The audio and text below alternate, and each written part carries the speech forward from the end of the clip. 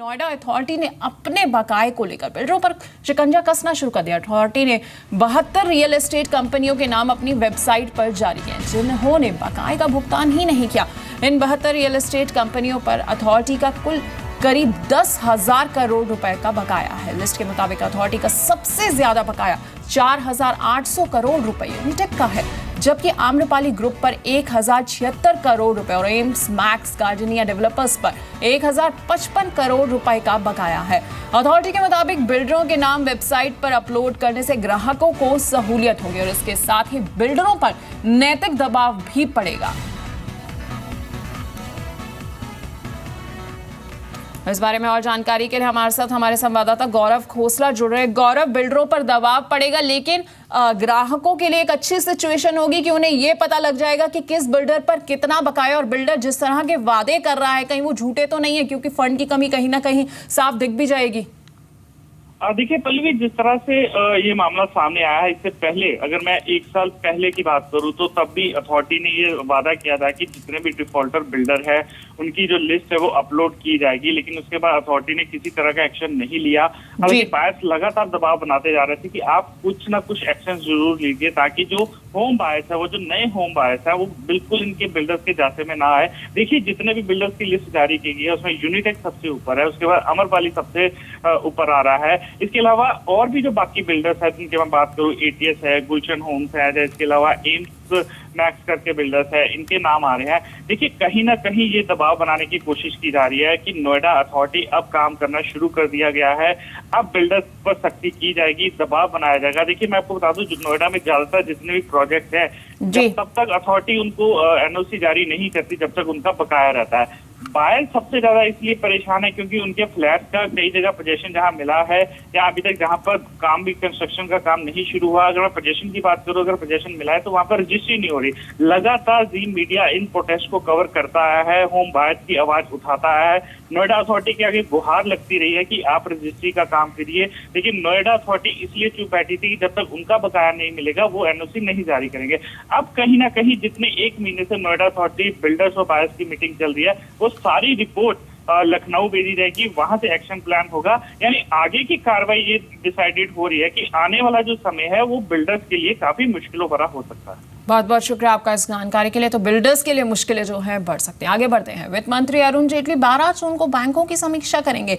जी business को मिली exclusive जानकारी के मुताबिक बैंकों को एनपी से निपटने के तरीके, बैंकों को उबारने की योजना, रिटेल सहित अलग अलग सेक्टर्स में क्रेडिट ग्रोथ को लेकर उनके प्लान के साथ आने को कहा गया है। बैठक में सभी सरकारी बैंक और वित्तीय संस्थानों के प्रमुखों को भी बुलाया गया है। माना जा रहा है कि प्रधानमंत्री के हाउसिंग फॉर ऑल प्लान को रफ्तार देने के लिए वित्त मंत्री अरुण जेटली ने हाउसिंग लोन को बढ़ाने के लिए भी कह सकते हैं। बैठक में वित्त मंत्री जनधन योजना सहित तमाम सोशल सेक्टर स्कीम की समीक्षा भी करेंगे। और टैक्स डिफॉल्टर्स से बकाये की वसूली के लिए सरकार नए उपाय करने जा रही है। टैक्स डिफॉल्टर्स का डेटा बैंकों और रेटिंग एजेंसियों को देने की तैयारी हो रही है। इससे टैक्स चुकाने वालों को बैंकों से लोन ही नहीं मिल पाएगा और रेटिंग एजेंसियां ऐसे कॉर्पोरेट की रेटिंग भी घटा सकती हैं। इसके साथ ही टैक्स विभाग ने बकाये टैक्स की वसूली के लिए 7 सदस्यीय कमेटी बनाई है जो टैक्स की जल्द वसूली के लिए सुझाव देगी। प्रिंसिपल डीजीआईटी आदित्य विक्रम इस कमेटी के चेयरमैन होंगे। आपको बता दें कि करीब 9 लाख करोड़ रुपए टैक्स एरियर के रूप में फंसे हुए हैं। और रैंसमवेयर अटैक के बाद तेजी से लोकप्रिय हो रही वर्चुअल करेंसी बिटकॉइन पर सरकार सख्ती बरतने जा रही है। कॉर्पोरेट अफेयर्स मंत्रालय ने देश के सबसे बड़े बिटकॉइन एक्सचेंज ज़ेप्पे पर कार्रवाई का आदेश दिया है। मंत्रालय ने अहमदाबाद के रीजनल डायरेक्टर और रजिस्ट्रार ऑफ कंपनीज यानी आरओसी को ज़ेप्पे से जुड़े सभी लेन देन की जांच करने का आदेश दिया है।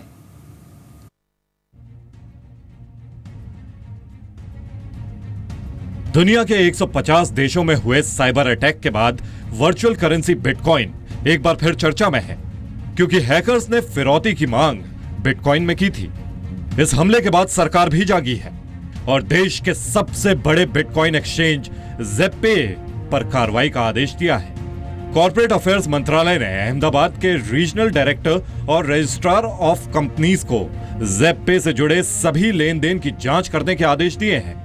मंत्रालय ने बिटकॉइन से जुड़ी सभी शिकायतों पर एक्शन लेने का भी आदेश दिया है। मंत्रालय ने आरओसी से जल्द जांच रिपोर्ट सौंपने को कहा है। मंत्रालय ने SFIO को भी हाई अलर्ट पर रहने और बिटकॉइन एक्सचेंज, निवेशकों और स्टेक होल्डर्स पर पैनी नजर रखने के लिए कहा है। जांच के दौरान बिटकॉइन से जुड़ी जानकारी को आरबीआई की स्टेट लेवल कोऑर्डिनेशन कमेटी को देने के साथ रीजनल इकोनॉमिक इंटेलिजेंस कमेटी के साथ भी शेयर करना होगा। आरबीआई ने भी बिटकॉइन रखने वालों, इसमें कारोबार करने वालों और आम लोगों को इसके खतरे को लेकर चिताया था। इस वर्चुअल करेंसी की लोकप्रियता से परेशान सरकार को डर है कि भारत में ज्यादा रिटर्न का लालच देकर बड़ी संख्या में लोगों को फंसाया जा रहा है। वित्त मंत्रालय पहले ही साफ कर चुका है कि देश में बिटकॉइन गैरकानूनी है। वित्त मंत्रालय ने इस मामले में आरबीआई की अध्यक्षता में एक कमेटी बनाई है जो देश में बिटकॉइन के इकोनॉमी पर पड़ने वाले असर का आंकलन कर रही है।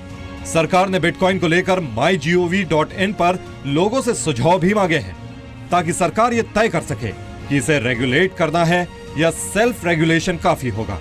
बिटकॉइन इंटरनेट पर चलने वाली एक वर्चुअल करेंसी है। इसे इलेक्ट्रॉनिक रूप में बनाया और रखा जाता है। ये एक ऐसी करेंसी है जिस पर किसी भी देश की सरकार का नियंत्रण नहीं है। रैंसमवेयर अटैक के बाद बिटकॉइन तेजी से लोकप्रिय हो रहा है। इस वजह से आशंका जताई जा रही है कि कंप्यूटर वायरस फैलाने वालों और बिटकॉइन के प्रमोटरों में कोई सांठगांठ तो नहीं है। आलोक प्रियदर्शी, जी मीडिया, दिल्ली।